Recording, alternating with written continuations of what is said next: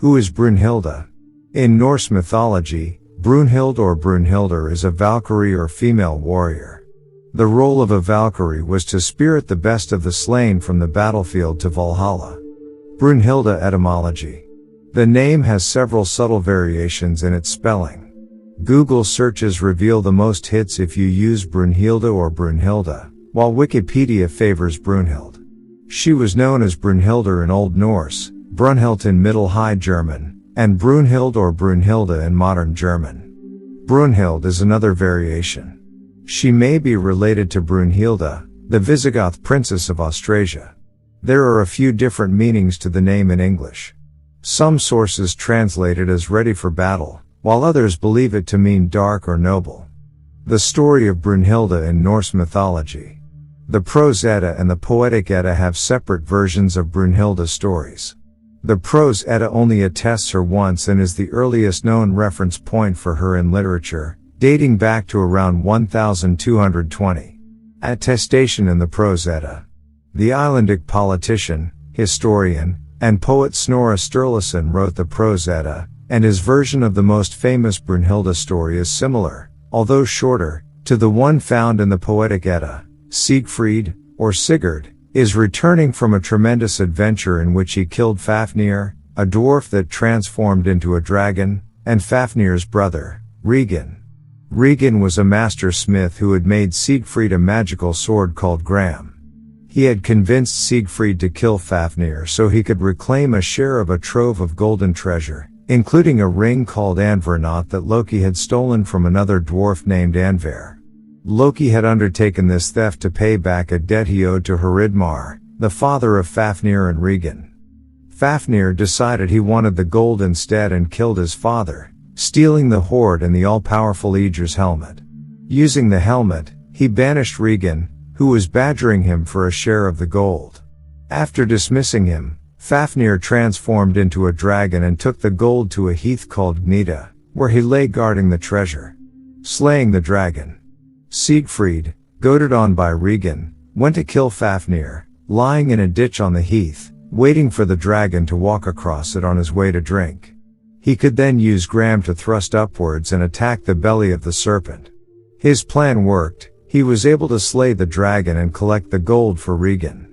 The treacherous Regan now plotted to kill Siegfried too. He pretended to be upset over how Siegfried had murdered his brother and had him roast Fafnir's heart to appease him. Feeling pangs of guilt after the killing, Siegfried agreed to cook the heart for Regan to eat. After a while, he put his thumb into the heart to ensure it was ready. As he licked the blood off it, he found he was suddenly able to understand the language of birds. He heard a pair of eagles nearby discussing how Regan planned to betray and kill Siegfried, so he used Gram to kill him in his sleep. While riding home with the gold, he found a maiden asleep in a house. She was wearing a helmet and a coat of mail, which he cut from her using Gram. The sorceress Grimhilda. She awoke and told him her name was Brunhilda, and she was a Valkyrie. He fell in love with her on the spot and promised to return and make her his wife.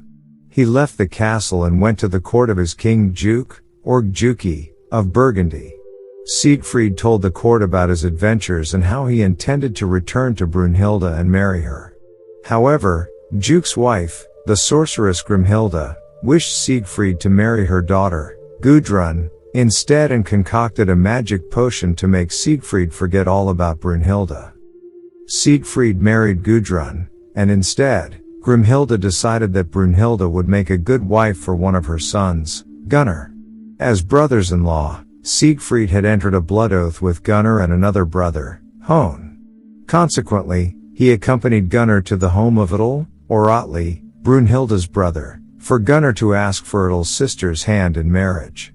They found out Brunhilda had fallen into an everlasting sleep inside a house surrounded by a raging ring of fire called the Vafurloj.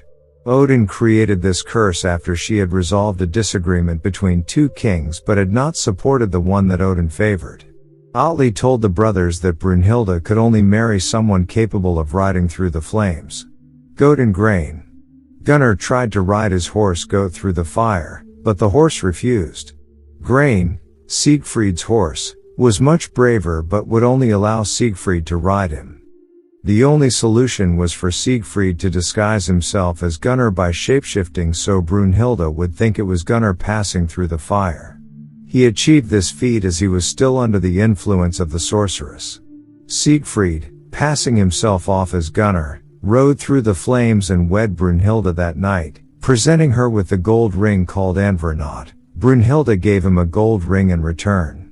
However, he did not consummate the marriage, placing Gram between them as they lay in the marriage bed for the next 3 nights.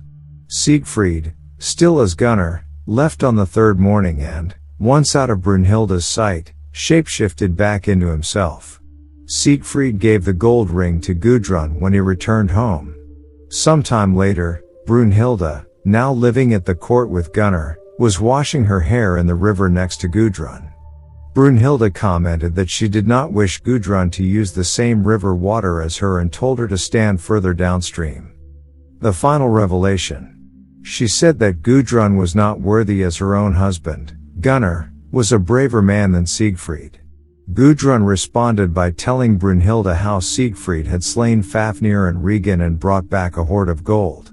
Brunhilda laughed and said that was nothing compared to the courage Gunnar had shown by riding through the Verfurloge. At this, Gudrun revealed that it had been Siegfried, transformed into Gunnar, who had passed through the raging fire and showed Brunhilda the ring she had given Gunnar after their wedding. She also correctly identified the ring Anvernot Brunhilda wore on her finger, giving precise details about how Siegfried had come about it. Enraged, Brunhilda convinced Gunnar and Hone to kill Siegfried, but being blood brothers to him, they could not. After persuading another brother, Guthorm, to commit the act, Siegfried killed him with Gram, cutting him in 2. However, Guthorm had succeeded in surprising Siegfried as he slept, mortally wounding him. Siegfried's child of only 3 also died in the attack, and some sources name Brunhilda as the assassin. Still in love with Siegfried, she committed suicide by flinging herself onto his burning funeral pyre. Other accounts have her killing herself with Gram and being cremated on the same pyre as Siegfried. Wagner's Ring Cycle. Though the title of the 4-opera cycle is Der Ring des Nibelungen, Richard Wagner used Norse mythology as his inspiration rather than the Nibelung. Brunhilda appears in the final 3 operas, Die Valkyrie, Siegfried, and Götterdämmerung, and plays a leading role in the downfall of Wotan, one of her parents. The names of the characters are slightly different too. For instance, Siegfried is killed by Hagen, who is the son of Alberic and Gunther's half-brother.